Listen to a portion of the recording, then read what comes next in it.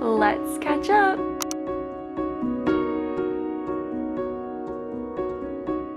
Afternoon coffee. This is unfortunately my third cup of coffee today, but just one of those days where I needed it. So here's this cute mug that my fiance actually got for me, and I'm obsessed with it. If you know how much I love flowers, you know that this is literally my dream come true mug. Hey guys, welcome back to my channel. I am so grateful that you are tuning into this video today. It has been such a moment since I have filmed for YouTube, but in this very new and exciting season, which I will talk about all in this video, I just feel so called and feel so encouraged to document as many moments as possible and to truly invite you guys to come alongside with me in this season of being engaged, being a bride, and preparing for marriage to the absolute love of my life.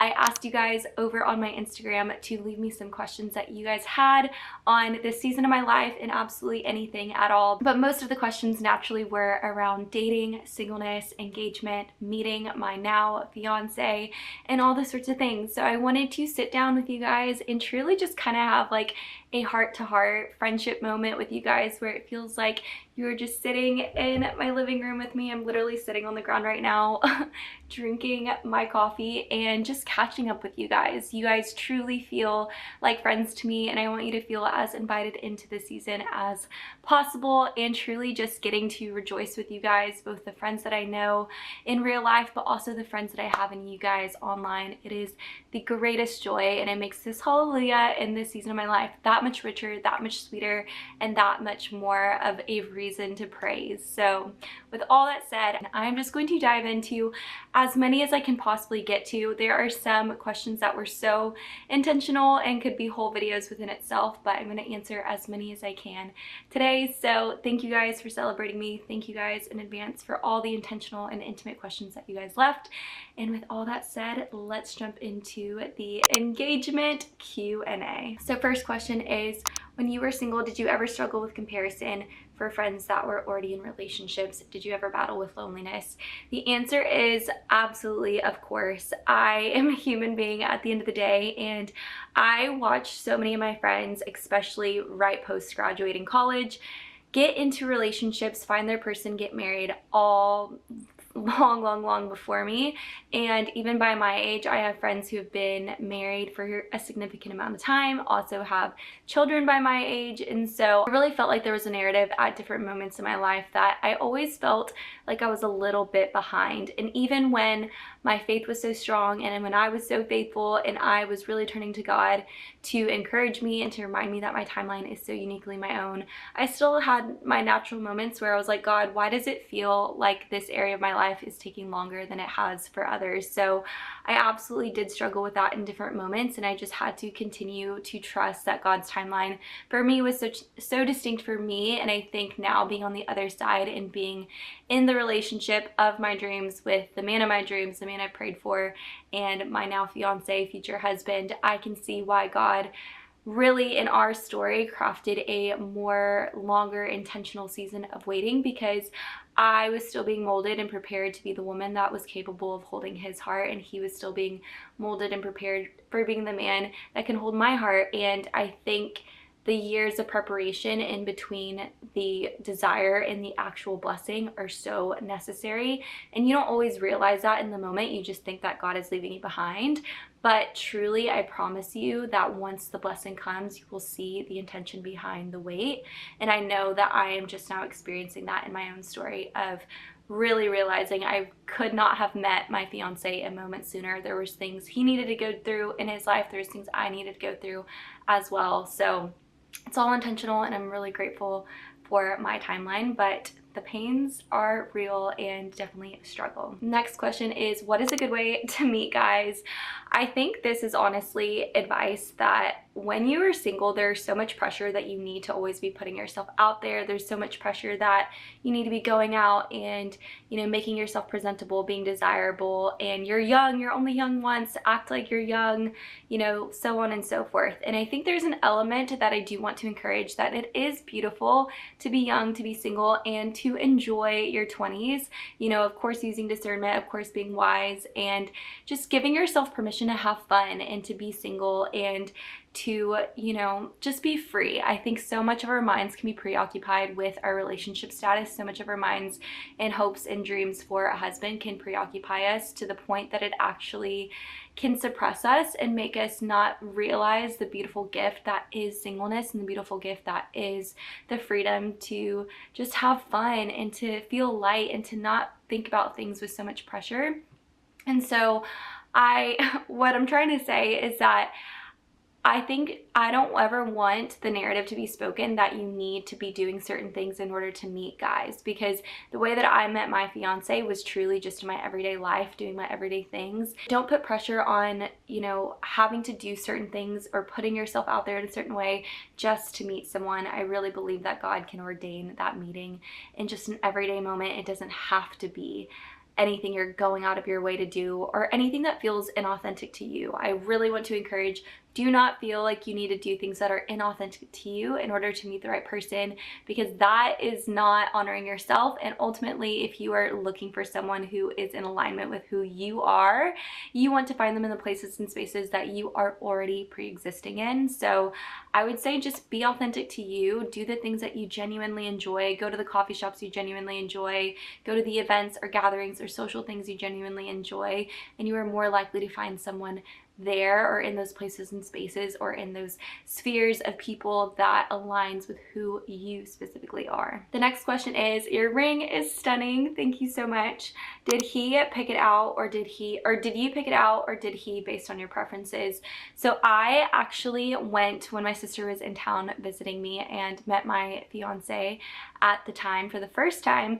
She and I actually went ring shopping together. So I did go try on a bunch of different rings to get a idea of what I wanted, and I had a very specific jeweler in mind that I absolutely loved and adored. And actually this very specific ring that I now have, I actually had pinned on my Pinterest for a whole year. It was like forever and always my dream ring, no matter how many rings that I looked at. And when I went in store, or when I figured out that it was actually a jeweler in LA and then booked an appointment to go visit in store, I tried it on, and no matter how beautiful all the other options were, this was truly my dream option. I wanted something that was really unique to me and something that felt really one of a kind. So it is a Marquise with a hidden halo, and I absolutely love it. It feels so true to me and my style, and loving being a little more unique and distinct. And I just love the cut of everything, and I feel like it complements my hand very well. So I personally love it. Also, the sun just kind of disappeared, so it just suddenly got a little darker in here. But yeah, I had no idea though that my fiance took all the information of what I tried on, and my sister sent him every single thing, all the videos, all the photos, the exact jeweler, my measurements, everything. And my fiance went ahead and custom ordered and made my ring. And so I had no idea he was doing that. I had no idea what he was ultimately going to pick for me, even though I did have my heart and my mind pretty set on this specific diamond. So he still surprised me, and I think that is also very true to me. As much as I did want to try on and get a pulse of what I loved, I love being surprised, and I knew and trusted his style and his discernment. So I just truly had no worries or fears in regards to that. Next question is, how did you pray for your husband? So I have been praying for my husband for 10 years, you guys, literally 10 years. I first started praying for him when I was in college, and I found Jesus and have been praying for him throughout the years and through all my seasons and years of singleness. So there really is no specific or distinct way to pray for your husband. I think that is something I really do want to also speak into, just because I have received some comments and DMs of girls asking, like, can you share the specific prayer that you prayed to receive your husband. God is not a formula. He is personal and he's intimate. And there are prayers I have prayed since I was really, really young. And there's prayers I have prayed that are so deeply personal and intimate to me. And so there is not a formula that you have to pray or that you will pray that will allow the blessing to come. It's truly this personal, beautiful relationship that you have with God. And so I will say, though, a very significant and beautiful part of our story is that at the beginning of this year, I started the 40 Days of Prayer Challenge, which some of you guys may know and may have found me through that or followed along in that. And one of my prayers that God put specifically on my heart was to meet my husband before my birthday and to be getting married by my next birthday. And I remember sharing that with a friend, and she was like, "Brie, isn't your birthday like a month and a half away? Like, that's such a bold prayer." And I was like, "I know, but for some reason I just feel like God is putting this prayer on my heart, and so I'm just going to pray and profess that I'm going to meet my husband before my birthday." And I did pray that prayer, and lo and behold, 2 weeks into the 40 Days of Prayer Challenge, my now fiance saw me for the first time, and a month later we went on our first date, and then we were dating and in a relationship ever since. And the exact prayer that I prayed is totally and completely coming into fruition, which is so beautiful and such a testimony. And I do believe that God invites us oftentimes to pray the very specific prayers of our hearts because he knows the blessings that he is going to bring and the fulfillment he's going to bring. So I do believe that God took my faith and took my surrender and partnered with me, knowing that he was going to bring that blessing into fruition. And I really believe that God is really kind in that way, as he does when we silence ourselves and even silence our own desires and really ask God, "God, what is your desire for me in this specific area of my life?" I really believe that he does place intentional prayers on our heart because he knows he's going to bring them to fulfillment. So that was a very specific prayer I prayed, and I feel very blessed that that is my love story, and that is the testimony that I get to proclaim and profess over my love story. I think every love story is beautiful. I love love. I am a huge lover girl. But truly to see God's fingerprints on my love story so tangibly is by far my favorite and best part, because I get to credit God completely, and that brings me so much peace and so much beautiful comfort. Sip break. Freaking love coffee. I'm like severely addicted to caffeine. I can have multiple cups a day, and I swear it truly does not affect me. So I'm both blessed and maybe cursed, I don't know. This question says, "Would love to know all the proposal details. Please dedicate a solo episode to this." I would love to do a dedicated proposal video. Maybe I'll bring on my fiance, but here are some photos from our proposal. Truly, it was the engagement of our dreams. We got engaged in Newport Beach, California, which is such a special place for my fiance and I. I had no idea, literally could not have guessed that the proposal was coming when it did. I knew that we were going to be getting engaged sometime between now and the end of the year, but truly had no idea that it was going to be that specific weekend. So it was an absolute surprise, which was my personal dream come true, because I really did not think he'd be able to surprise me, but the fact that he did made it all the more special. And the fact that the whole day, moment, weekend was truly made me feel so loved in ways that are so unique and distinct to me. And it was truly my dream come true of imagining my whole life this beautiful moment of the man of my dreams asking me to marry him. My fiance made that moment more special than I could have ever imagined. So yeah, that is a snippet preview, but I'm sure that he has more perspective, and there's of course more details to share. So that's a little glimpse of that. This question says, "Did you sense you would meet your husband when you did? Did God drop big clues? Congrats." Honestly, I feel like all throughout my singleness, I was always just kind of like waiting and preparing and just thinking at any given moment I could meet my husband. I think I was always in a preparation place. Not that I was always looking for it, not that I was idolizing it, not that I was anything less than content, because I do feel really grateful that I spent all of my 20s very content and willingly single until I found the person that I was the most confident in. But I would say that I honestly did not expect it, and I know that when you hear that, it is like sometimes, especially when you're single, the most discouraging thing to possibly hear. I would always hear people say, it happens when you least expect it. And in my mind, I was like, well, I'm always kind of expecting it. How could I not expect it? I've been praying for this specific man for my whole life. But I really mean so that I would say the span of when I first saw my husband or future husband for the first time, and I first saw my fiance, or first went on a date with my fiance, and the beginning of our relationship, I could not have seen it coming. It was truly this one span of time where I was so committed to all the change and momentum that God was bringing in my life apart from a relationship that I had no idea that this was gonna be the timing of my life that it happened.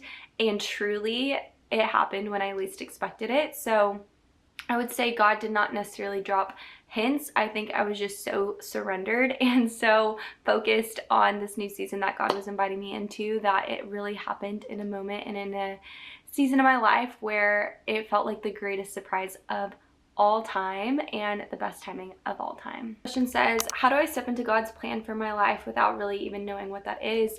I want to encourage you that I think so often we can look at God's plan for our life like it has to be this bullseye, and that it has to be so incredibly specific, and that there is only one little target right in the middle that is God's plan for us. But I really want to encourage you that God's plan is, yes, precise, and yes, beautiful, and yes, glorious, but there shouldn't be this pressure that you are going to just fall out of his will. If you are living surrendered, if you are living in communion and in prayer with him, and if you are just truly in pursuit of surrendering every life decision, inviting him into your life and your hopes and your dreams and your desires, your next steps, you will not fail, because God will be guiding you and he will be leading you. And so I would just say that none of us honestly really have a clear, full, complete, total picture understanding of what God is doing in our life. It's truly just taking the yes and the small steps forward of trusting God with the little and trusting that he is leading you to the much.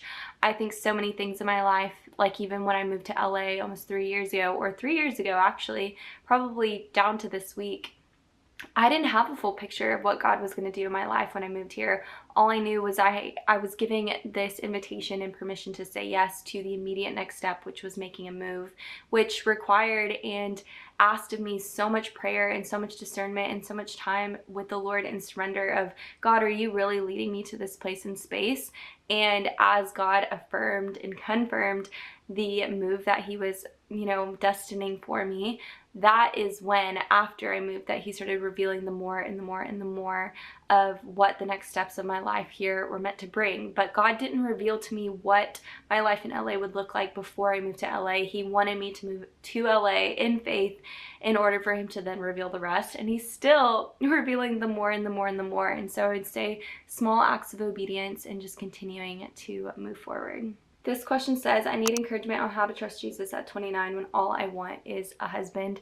This is truly so real and so painful, especially when I think we as a world or as a society can feel a lot of fear around certain ages. We can feel especially behind once we start entering our late 20s and maybe early 30s.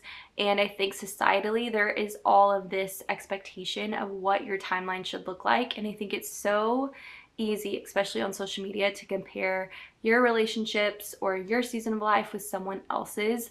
I would say the greatest thing that I can encourage is, one, to just keep trusting the Lord, like keep finding hope in God, because hope outside of anything else will always fail you and will always deplete you and will always leave you so deeply discouraged. I can look back at my singleness, and anytime I looked to the right, to the left on social media, in real life, and measured my life's timeline according to someone else's, I was always defeated. I was always discouraged. I was always just torn apart.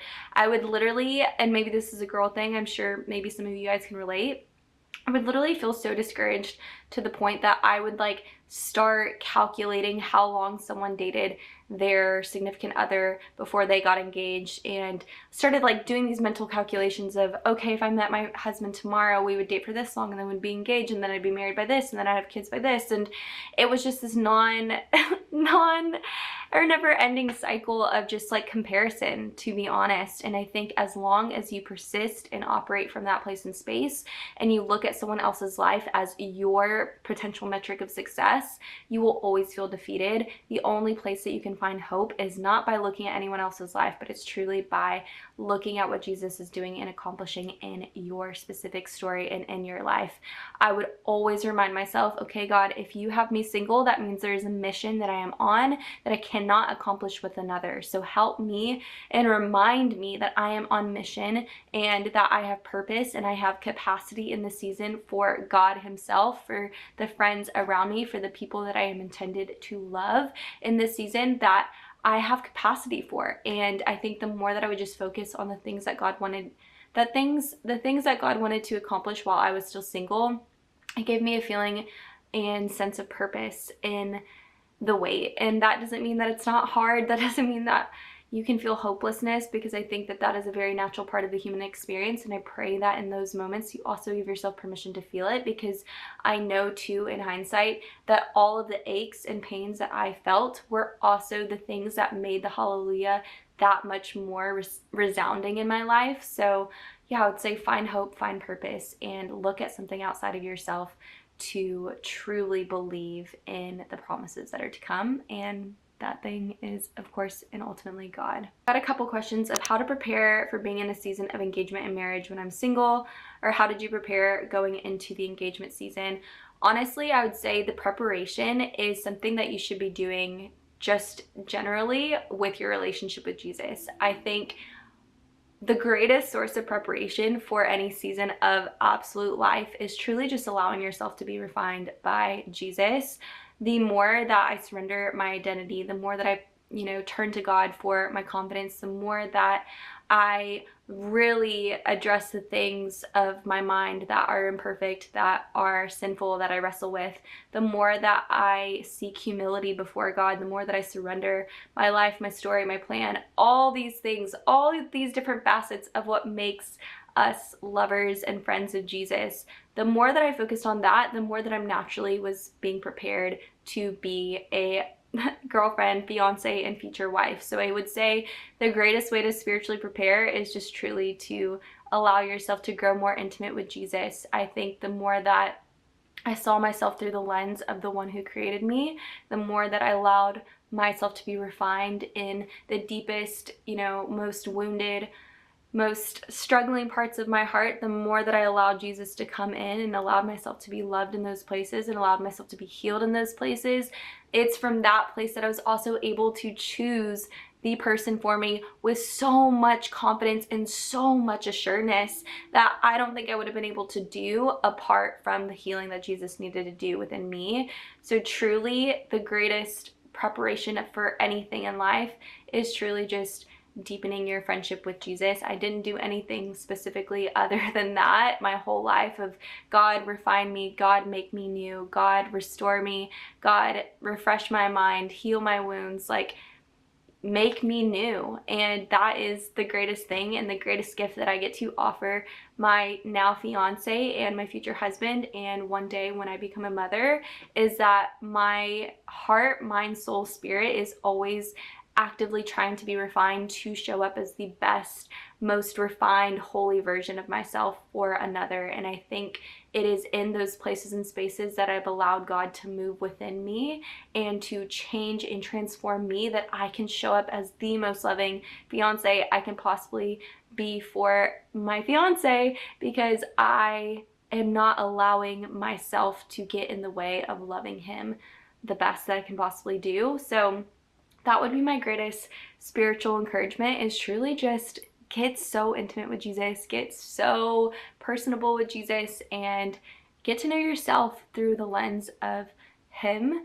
It is truly the most beautiful thing, and I'm still learning that. I'm still learning, and now in this new season, I'm learning to see myself through the lens of my fiance, who reminds me and reflects to me how he sees me through the lens of Jesus. And it's really a beautiful thing, and there's no level of growth that you can truly fully complete before you meet the person of your dreams, but I think that should be the pursuit, to do as much growing, refining of yourself as possible. How did you guys meet? This could also be a full story time. We met at the gym. That is the short story, but we were also neighbors. We lived 3 blocks away from each other. We went to the same church, and did all the same things, but God didn't allow us to meet until perfect timing. So that is a glimpse of how we met. I've already been chatting for so long, so I'm gonna answer one more question, but this one says, how long have you and your fiance been together? We've been together for 6 going on 7 months. We got engaged right at our 6th month, and for background and context, we knew after the second date that this was the one that we were going to choose. We just had total peace and affirmation and confirmation from the Lord, and it really is the most distinct experience I've ever had in my whole entire life. And I always say that I did not want to choose, I wanted God to choose for me. And as someone who's been faithful and upheld that responsibility and that profession of faith well, I can honestly and truthfully say that when you really invite God to choose the one for you, there's no missing it. It is so distinct, it is so full of peace, it is so clear, and it is such a profound experience that I truly pray that everyone waits for. I think so often in relationships previously, I would really wrestle, even if it was with someone who checked all the boxes, was godly in all sorts of different ways. There is such a difference between you choosing and between God choosing. With my fiance, it was clear as the clearest water. It was as easy as the breath in my lungs, and I always say that he is the wind in my sails. And I truly see from the beginning of our relationship that there's things that I can now accomplish that I couldn't accomplish before him. And so we knew very, very quickly, and I'd always prayed my whole life that I wanted to know immediately, and I did. And not only did I, but he also knew immediately. I think that's also a distinction. It was very mutual, and we both knew right away. And so that is how long we've been together, and I'm very blessed to be in a relationship with a man who was certain of me, who knew and was confident of me, who prayed for me, and who really loved me enough to put a ring on it. So anyways, you guys, I have so many more questions I could answer, and I want to keep doing more update videos with you guys, but I love you guys so much. Thank you for asking all of these really beautiful and intentional questions, and I pray to keep inviting you guys into this big, beautiful season of my life. It is a season that I prayed for my entire life, and it feels so surreal that I'm here and that I'm preparing to be a wife and a bride and all of the fun and exciting things, both in the spirit but also in the celebration. And I just want to leave a final token of encouragement. And I really believe the greatest love story that you could ever have authored is one that God is authoring for you.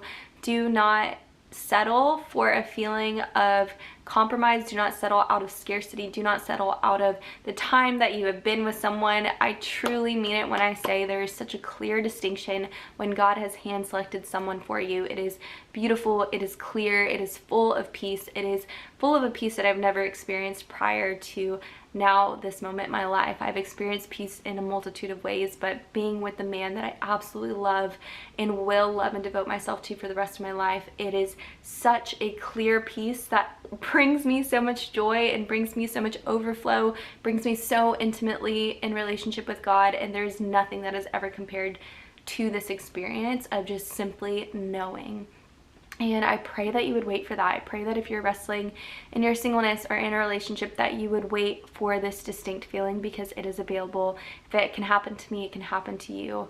And I just love you guys so much. I want to keep inviting you guys in as friends into this big, beautiful season of my life. And I want to document these moments because I want to be able to look back on them forever. And so many of you guys have followed me on YouTube and on social media for years through all my singleness and all of my podcast episodes, which I'll link some podcast episodes in the description below that specifically talk about singleness, that can maybe even elaborate more on the things that I've shared today. But I just love you guys so much, and I would not be here without the love, encouragement, and friendship that you guys have each brought and supported and given me. So thank you guys for being on the journey. I love you guys so freaking much, and I hope to talk to you guys soon in my next video.